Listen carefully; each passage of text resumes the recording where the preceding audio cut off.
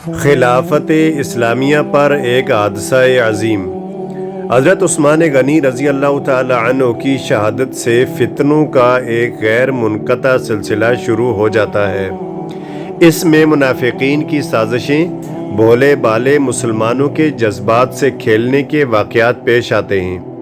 مسلمانوں کے آپس میں تلوار چلتی ہے۔ مسلمان بھی وہ جو خیر الخلائق بعد الانبیاء کہلانے کے مستحق ہیں۔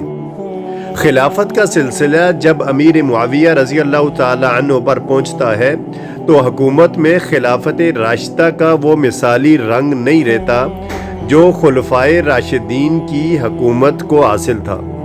حضرت معاویہ رضی اللہ تعالی عنہ کو مشورہ دیا جاتا ہے کہ زمانہ سخت فتنہ کا ہے، آپ اپنے بعد کے لیے کوئی ایسا انتظام کریں کہ مسلمانوں میں پھر تلوار نہ نکلے اور خلافت اسلامیہ پارا پارا ہونے سے بچ جائے۔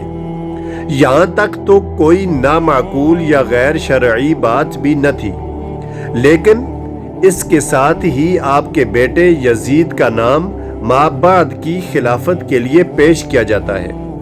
کوفہ سے 40 مسلمان آتے ہیں یا بھیجے جاتے ہیں کہ حضرت امیر معاویہ رضی اللہ تعالی عنہ سے اس کی درخواست کریں کہ آپ کے بعد آپ کے بیٹے یزید سے زیادہ کوئی قابل اور ملکی سیاست کا ماہر نظر نہیں آتا، اس کے لیے بیعت خلافت لی جائے۔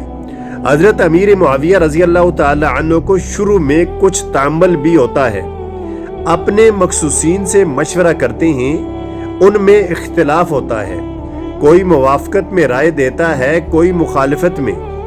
یزید کا فسق و فجور بھی اس وقت تک کھلا نہیں تھا۔ بالآخر بیعت یزید کا قصد کر لیا جاتا ہے۔